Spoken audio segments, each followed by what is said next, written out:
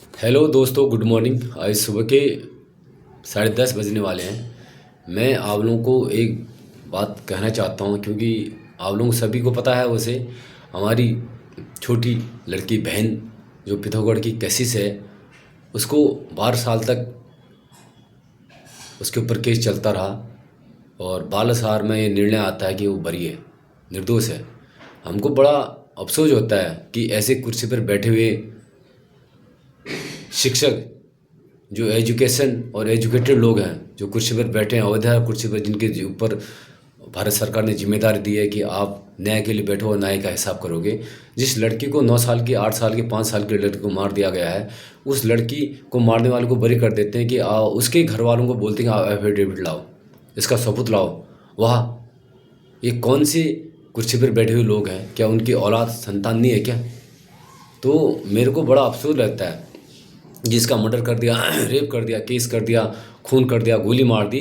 तो मैं कहना चाहता हूँ कि सरकार से कि ऐसे आदमियों के ऊपर कोई और एफिडेविट की ज़रूरत नहीं, क्योंकि पूरी दुनिया गवाह है।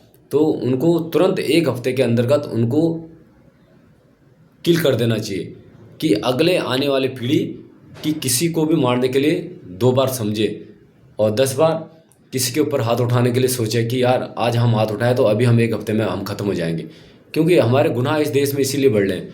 क्यों उस केस को पेंडिंग रख रहे 10 साल, 15 साल, और फिर जिसके घर में प्रॉब्लम हो रही है उसी को और फिर बोल रहे हैं कि आप एफिडेविट लाओ, सबूत लाओ। ऐसे तो हमारे कुर्सी पर बैठे हैं, जिनको सरकार ने बैठाया है कि आप पब्लिक की सेवा के लिए और न्याय की व्यवस्था करो। ऐसे कुर्सी पर बैठे हुए लोग क्या न्याय की व्यवस्था करेंगे? वो लोग कुछ नहीं कर सकते। तो मैं उनसे भी कहना चाहता हूँ, जो ऐसा न्याय देखते हैं, कि उनकी बच्चे को भी ऐसे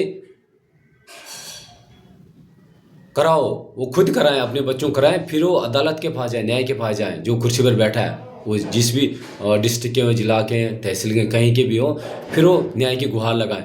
और फिर वो दूसरा आदमी कुर्सी पर बैठा रहता है, वो उनको बोले कि आप सबूत लाओ, तो उनको कैसे लगेगा? जो इन्होंने ऐसा सबूत हमारे पिथौरागढ़ और कशिश के नाम से मांगा कि आप सबूत लाओ करके, तो हमको बहुत दुख हुआ इस चीज़ का। तो इस देश में हमारे इसीलिए केस बढ़ते जा रहे हैं, बढ़ते जा रहे हैं, बढ़ते जा रहे हैं, क्यों? उनके ऊपर सुनवाई नहीं है। लास्ट में उनको बरी कर दिया जा रहा है। क्यों बरी नहीं दिया? पेंडिंग केस क्यों रखे हुए? आप पढ़े लिखे लोग हो, विद्वान हो इतने, और आपके ऊपर पूरा देश की आशाएं और आकांक्षाएं डूबी हुई कि यार कोई गलत कर रहा था तो हम इसके ऊपर हमको निर्णय मिले, न्याय मिलेगा। तो इसीलिए हमारे देश में उग्रवाद बढ़ रहा है। हाँ, रात दिन शेर की तरह घूम रहे लोग बाग, किसी को डर नहीं है। उनको पता है भाई आज करनी तो 10 साल में छूट जाएंगे, 5 साल में छूट जाएंगे। और किसी को मर्डर कर दिया तो इस धरती पर कोई जीवन दिया तो उसको खाने का अधिकार है। जब उसको मारा है तो उस आदमी को भी तुरंत मार दो, उसको गोली मार दो बीच चौराहे में, नहीं तो उसको आजीवन कारावास दे दो, कि अगला आने वाला समय, आने वाली पीढ़ी ऐसा काम नहीं करेगी।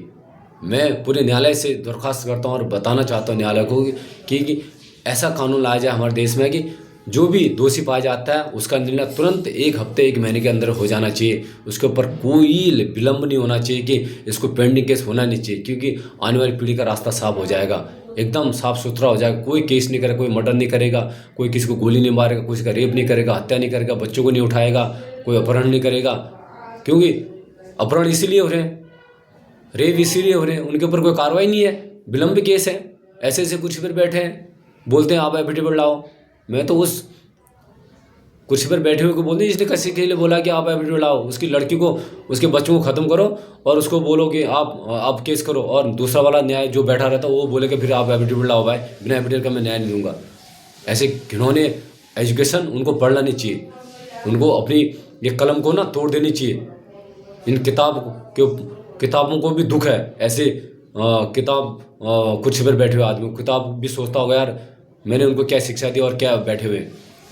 तो मैं ये कहना चाहता हूँ, इस वीडियो को ज़्यादा शेयर करें, कमेंट करें, और ये पूरा रुकना चाहिए। तुरंत हफ्ते के अंदर मर्डर वाले को ख़त्म, शूट एकदम, रेप करने वाले को शूट एकदम, कोई इसको रखना नहीं है किसी को। ऐसे भी गुंडागर्दी बढ़ती है, जो गलत करता है उनको तुरंत मार देना चाहिए, तुरंत शूट कर देना चाहिए। और अगले का जीवन दे दिया तो उसको भी जीने का अधिकार नहीं। अगला भी इस धरती पर जीने के लिए आ रखा, 2 रोटी खाने के लिए आ रखा, दुनिया देखने के लिए आ रखा। क्यों? उसने कैसे मारा उसको? और दूसरे को मारने समय तो बहुत मज़ा आता है, जब उसको मारने का टाइम आएगा, अदालत न्याय बोले इसको गोली मारो बीच चौराहे में, तो हाथ वहाँ जोड़ेगा, बोला मत मारो मत, ऐसे होना चाहिए, ऐसा करना चाहिए। और मेरा ये वीडियो पक्का शेयर कमेंट पक्का करना।